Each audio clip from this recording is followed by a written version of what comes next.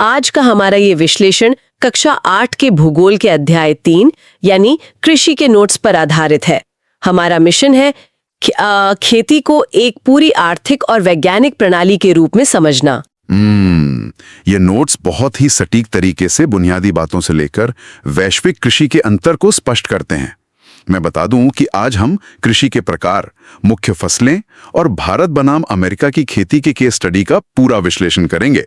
तो चलिए सबसे पहले उस सफर की बात करते हैं जो खेत से शुरू होकर हमारी डाइनिंग टेबल तक पहुंचता है। हाँ, और नोट्स की शुरुआत में ही इसके बारे में बहुत स्पष्ट रूप से बताया गया है। बिल्कुल। तो नोट्स में पहली लाइन लिखी है, मैं ठीक वैसे ही पढ़ती हूँ। पौधे से परिष्कृत उत्पाद तक के रूपांतरण में 3 प्रकार की आर्थिक क्रियाएं सम्मिलित है। अब इसे आसान भाषा में समझते हैं। कोई भी पौधा जब अंतिम उत्पाद यानी फिनिश्ड प्रोडक्ट बनता है तो वो 3 आर्थिक क्रियाओं से होकर गुजरता है। अच्छा, तो वो 3 क्रियाएं कौन सी हैं? नोट्स में आगे लिखा है ये प्राथमिक, द्वितीयक और तृतीयक क्रियाएं हैं। सही कहा। तो सबसे पहले आती है प्राथमिक या प्राइमरी क्रिया। इसका सीधा सा मतलब है प्रकृति से संसाधन निकालना, यानी प्राकृतिक संसाधनों का उत्पादन। एकदम सही। जैसे कृषि करना या फिर मत्स्य पालन यानी मछली पकड़ना। जब किसान खेत से गेहूं काटता है तो वो सीधे प्रकृति से चीजें ले रहा है। यहाँ स्रोत में दिए गए चित्र का संदर्भ लेते हुए मैं बता दूं, यहाँ चित्र में दिखाया गया है कि कैसे गेहूं खेत से निकलकर बेकरी में जाता है और फिर ट्रांसपोर्ट के जरिए हम तक पहुंचता है। बिल्कुल। और यहीं पर दूसरी क्रिया शुरू होती है। नोट्स में लिखा है द्वितीयक क्रियाएं इन संसाधनों के प्रसंस्करण से संबंधित हैं। मतलब संसाधनों की प्रोसेसिंग करना। हाँ, अब प्रकृति से जो कच्चा माल मिला है उसे सीधे तो इस्तेमाल नहीं कर सकते, उसका रूप बदलना पड़ता है। जैसे गेहूं को पीसकर बेकरी की मशीनों में डबल रोटी बनाना, या फिर कपास से कपड़ा बुनना। बिल्कुल सही। और इसके बाद आती है तीसरी कड़ी। किताब में लिखा है तृतीयक क्रियाएं प्राथमिक और द्वितीयक क्षेत्र को सेवा कार्यों द्वारा सहयोग प्रदान करती हैं। अच्छा, सेवा कार्यों द्वारा सहयोग, इसका क्या मतलब हुआ? देखिए, अब डबल रोटी तो बन गई, लेकिन वो बेकरी से सुपरमार्केट तक कैसे पहुंचेगी? उसके लिए यातायात यानी ट्रांसपोर्ट चाहिए। और फैक्ट्री लगाने के लिए बैंकिंग या लोन चाहिए। बिल्कुल। यातायात, व्यापार, बैंकिंग, बीमा और विज्ञापन, ये सब तृतीयक क्रियाओं के उदाहरण हैं। ये बहुत ही शानदार तरीका है इसे समझने का। मतलब प्राथमिक ने गेहूं उगाया, द्वितीयक ने इसे ब्रेड बनाया और तृतीयक ने उसे हम तक पहुंचा दिया। एकदम सही।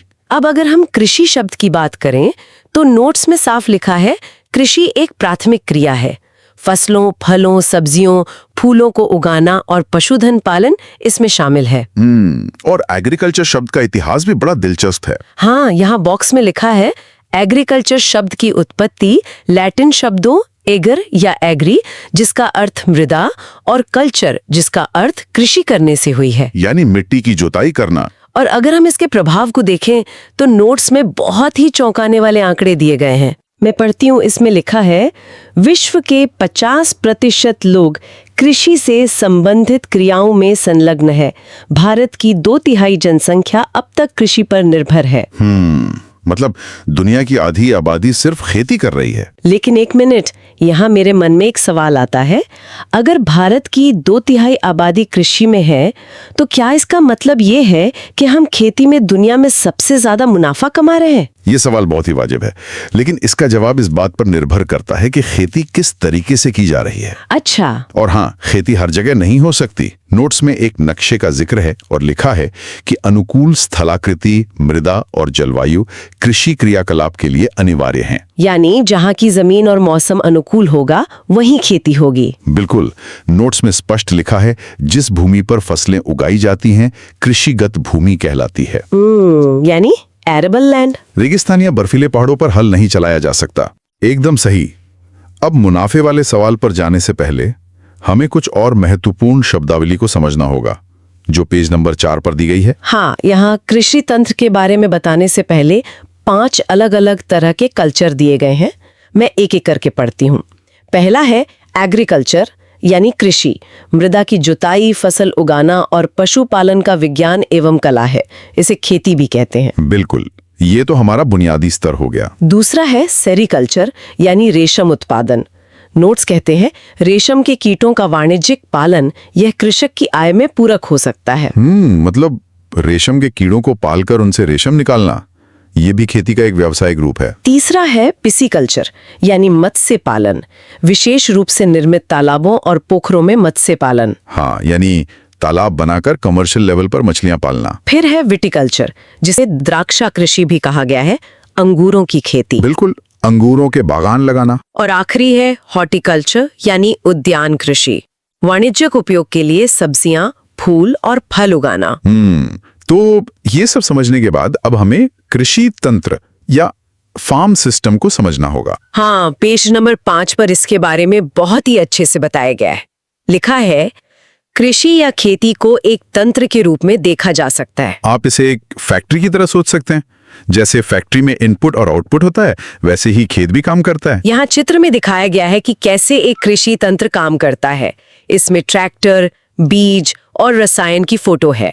नोट्स में लिखा है इसके महत्वपूर्ण निवेश बीज, उर्वरक, मशीनरी और श्रमिक है। बिल्कुल, ये सब निवेश यानी इनपुट हैं। इसमें 2 तरह के इनपुट होते हैं। एक भौतिक, जो प्रकृति से मिलता है, जैसे सूर्य का प्रकाश, वर्षा, तापमान और मृदा। और दूसरा मानवीय निवेश, जो किसान लगाता है, जैसे बीज, उर्वरक यानी खाद, मशीनरी और श्रम। सही कहा।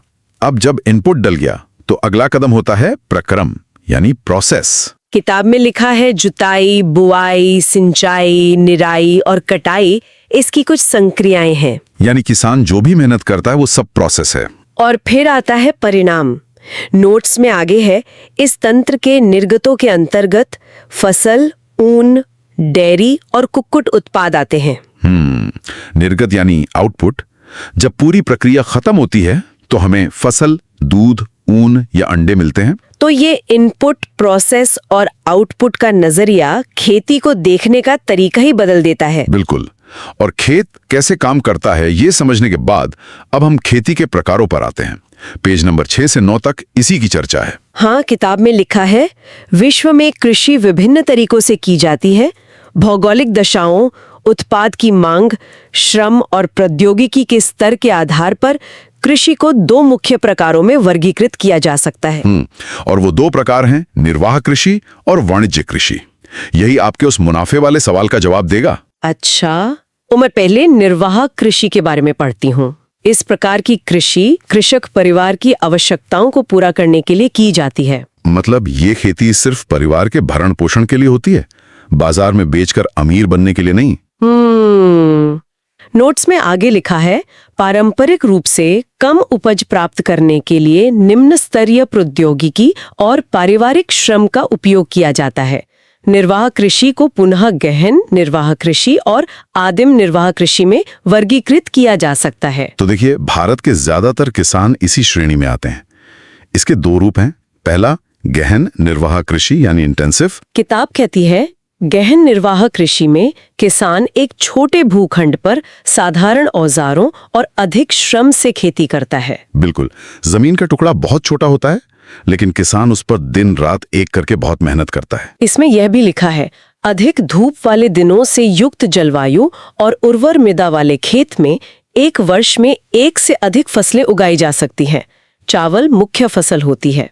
ये दक्षिण और पूर्वी एशिया के सघन आबादी वाले इलाकों में ज्यादा होती है। हाँ। जहां चावल मुख्य रूप से खाया जाता है। और इसका दूसरा प्रकार है आदिम निर्वाह कृषि।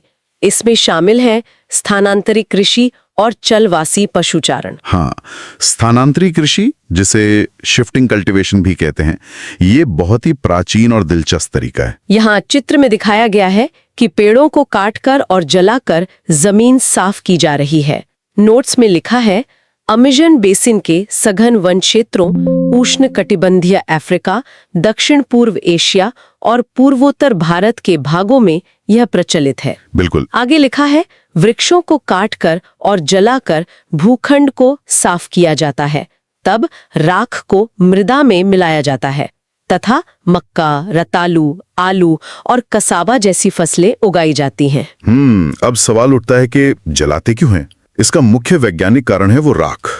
पेड़ों को जलाने से जो राख बनती है वो मिट्टी को बहुत उपजाऊ बना देती है। अच्छा, इसीलिए इसे कर्तन एवं दहन यानी स्लैश एंड बर्न कृषि भी कहा जाता है। किताब में लिखा है भूमि की उर्वरता की समाप्ति के बाद वह भूमि छोड़ दी जाती है और कृषक नए भूखंड पर चला जाता है। एकदम सही। जब तक मिट्टी में ताकत रहती है वे खेती करते हैं, फिर दूसरी जगह चले जाते हैं। ये प्रकृति का अपना रिसाइकलिंग सिस्टम है। और बॉक्स में एक बहुत ही रोचक जानकारी है। विश्व के विभिन्न भागों में स्थानांतरित कृषि को अलग अलग नामों से जाना जाता है। उत्तर पूर्वी भारत में झूमिंग, मैक्सिको में मिल्पा, ब्राजील में रोका और मलेशिया में लदांग। नाम अलग है लेकिन विज्ञान और तरीका एक ही है। अब आदिम निर्वाह का दूसरा रूप देखते हैं। किताब में लिखा है चलवासी पशुचारण। सहारा के अर्ध शुष्क और शुष्क प्रदेशों में, मध्य एशिया और भारत के कुछ भागों जैसे राजस्थान तथा जम्मू और कश्मीर में यह प्रचलित है।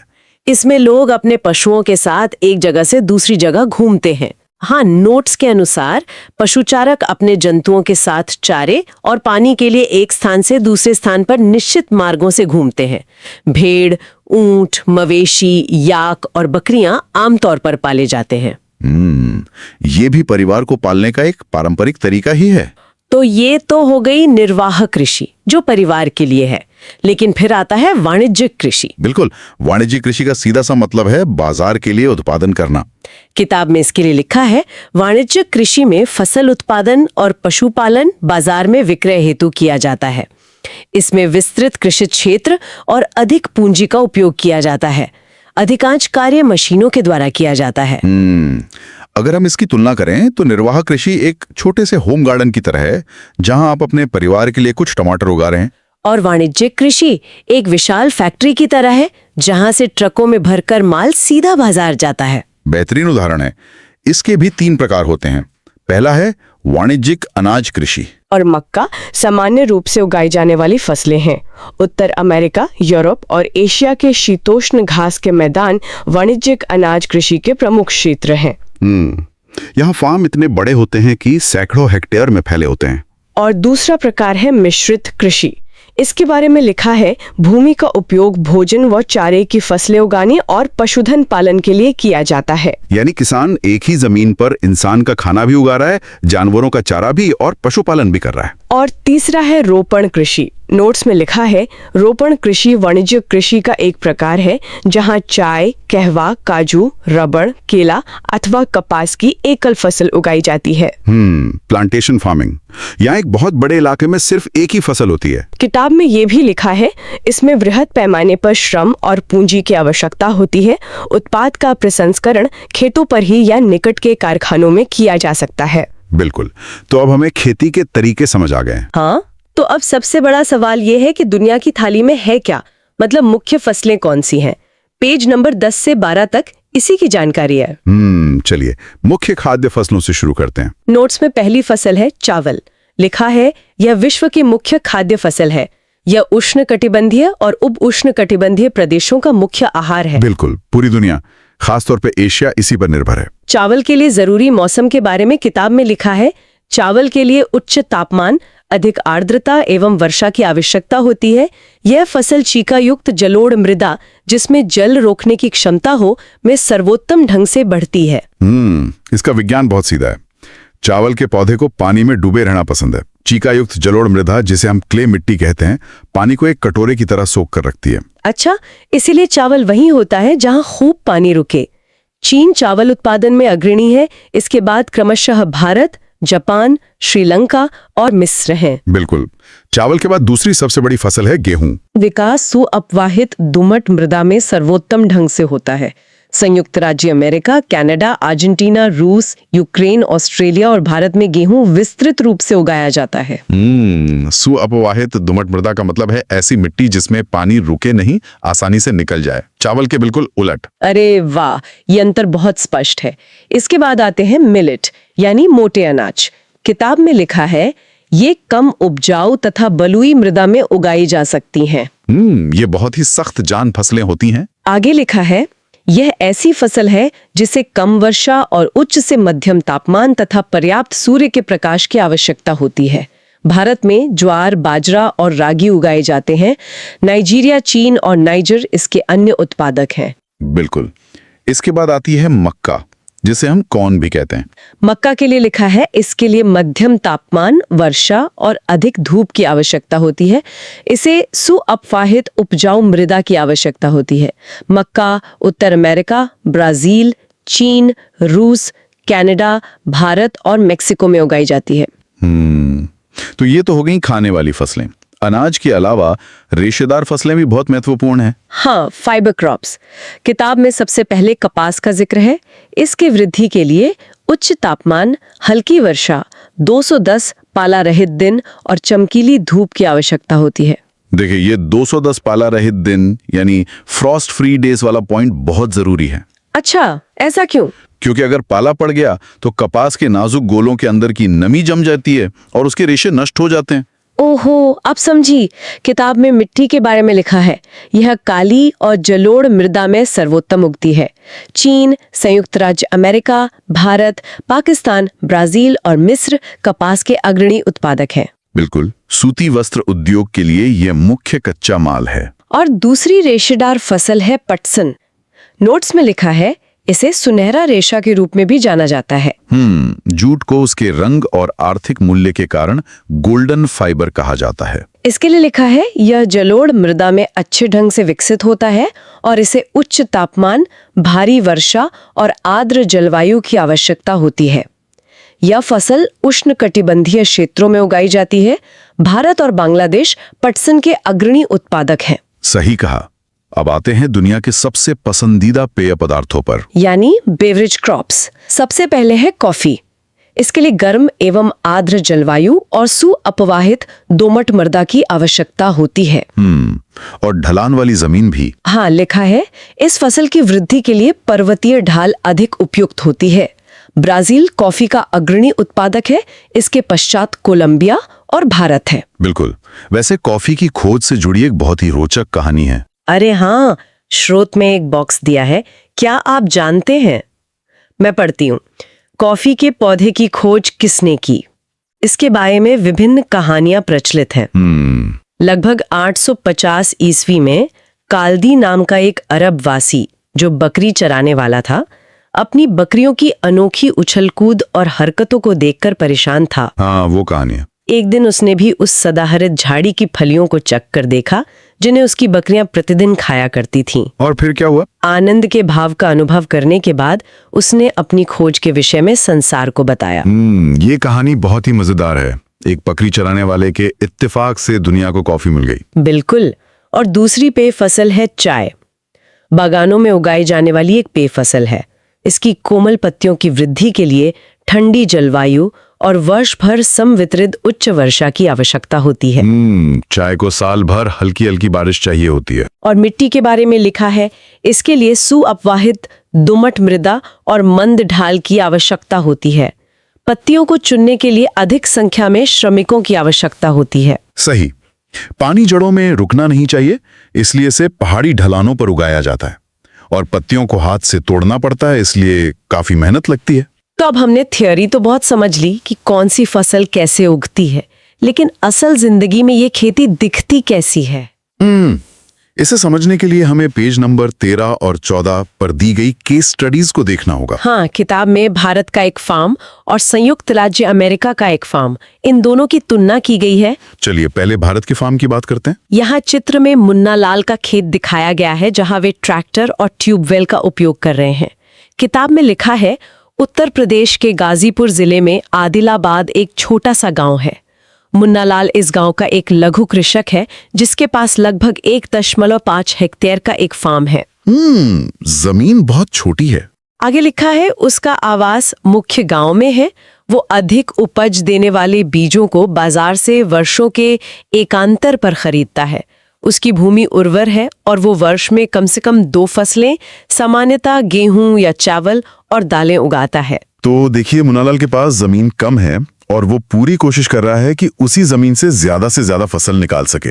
ये गहन निर्वाह कृषि का सटीक उदाहरण है। किताब ये भी बताती है किसान अपने मित्रों और बुजुर्गों के साथ साथ सरकारी कृषि अधिकारियों से कृषि कार्यों के संबंध में सलाह लेता है। वह अपने खेत की जुताई के लिए भाड़े पर ट्रैक्टर लेता है, यद्यपि उसके कुछ मित्र अभी भी बैलों से खेत जोतने की पारंपरिक विधि का प्रयोग करते हैं। और सिंचाई के लिए? लिखा है समीप के खेत में एक नलकूप है जिसे वो अपने खेत की सिंचाई के लिए भाड़े पर लेता है। यानी खुद का ट्यूबवेल भी नहीं है, भाड़े पे पानी लेना पड़ता है। इसके अलावा मुन्नालाल के पास 2 भैंस और कुछ मुर्गियां भी हैं। वो निकट के शहर में स्थित सहकारी भंडार में दूध बेचता है। पशुपालन करके वो थोड़ी अतिरिक्त आय जुटाने की कोशिश कर रहा है। लेकिन एक बहुत बड़ी समस्या भी है। किताब के अंत में लिखा है, क्योंकि अधिकांश किसानों के पास भंडारण सुविधाओं की कमी होती है, इसलिए वे बाजार के अनुकूल न होने पर भी अपने उत्पादों को बेचने के लिए विवश होते हैं। देखिए, यही सबसे बड़ी कमजोरी है। अगर फसल को स्टोर करने के लिए कोल्ड स्टोरेज या गोदाम नहीं है, तो दाम कम होने पर भी उन्हें फसल बेचनी ही पड़ती है। बिल्कुल। अब इसके ठीक विपरीत अमेरिका के एक फार्म की तस्वीर देखते हैं। किताब में लिखा है, संयुक्त राज्य अमेरिका में एक फार्म का औसत आकार भारतीय फार्म की तुलना में बहुत बड़ा होता है। कितना बड़ा? यहाँ लिखा है, संयुक्त राज्य अमेरिका में एक विशिष्ट फार्म का आकार 250 हेक्टेयर होता है। मुन्नालाल के 1.5 हेक्टेयर के मुकाबले 250 हेक्टेयर, ये विशाल है। आगे लिखा है, किसान सामान्यतः फार्म में ही रहता है। मक्का, सोयाबीन, गेहूं और चुकंदर उगाई जाने वाली कुछ महत्वपूर्ण फसलें हैं। संयुक्त राज्य अमेरिका के मध्य पश्चिम में स्थित आयोवा राज्य के किसान जो हॉरन के पास 300 हेक्टेयर भूमि है, वह अपने खेत में मक्का तब उगाता है जब वह आश्वस्त हो कि मृदा और जल संसाधन इस फसल की आवश्यकता को पूरा कर देंगे। अरे देखिए, यहाँ खेती बहुत ही वैज्ञानिक तरीके से हो रही है। बिल्कुल। किताब में आगे लिखा है, फसल को नुकसान पहुंचाने वाले पीड़क यानी पेस्ट्स दर नियंत्रण के लिए पर्याप्त उपाय किए जाते हैं। समय समय पर वह मृदा के नमूनों को मृदा परीक्षण प्रयोगशाला में जांच के लिए भेजता है। बाकायदा लेबोरेटरी में मिट्टी की टेस्टिंग होती है। और तकनीक का इस्तेमाल तो देखिए। लिखा है, जो हॉरन का कंप्यूटर उपग्रह से जुड़ा हुआ है जो उसे उसके खेत की यथार्थ तस्वीर देता है। अरे वाह, सैटेलाइट से खेत की निगरानी। हाँ, यह रासायनिक उर्वरकों और कीटनाशकों का आवश्यकता अनुसार प्रयोग करने में उसकी मदद करता है। वह ट्रैक्टरों, बीज बोने की मशीनों, समतलक, संयुक्त हार्वेस्टर और थ्रेशर का उपयोग कृषि संबंधी विविध संक्रियाओं में करता है। सारा काम बड़ी बड़ी मशीनों से हो रहा है। और भंडारण के लिए लिखा है, अनाज स्वचालित अन्न भंडार में संचित किए जाते हैं अथवा बाजार अभिकरणों यानी मार्केट एजेंसियों को भेजे जाते हैं। संयुक्त राज्य अमेरिका में किसान एक व्यवसायी की तरह काम करता है, न कि एक खेतियर किसान की तरह। यही है वाणिज्यिक कृषि का असली रूप। भारत का छोटा श्रम प्रधान खेत और अमेरिका का विशाल मशीन प्रधान खेत। ये दोनों विपरीत तस्वीरें हमें इस अध्याय के सबसे महत्वपूर्ण संदेश तक लाती हैं। और वो है खाद्य सुरक्षा। बिल्कुल। किताब के बॉक्स में खाद्य सुरक्षा की बहुत ही सटीक परिभाषा दी गई है। मैं शब्दशः पढ़ती हूँ।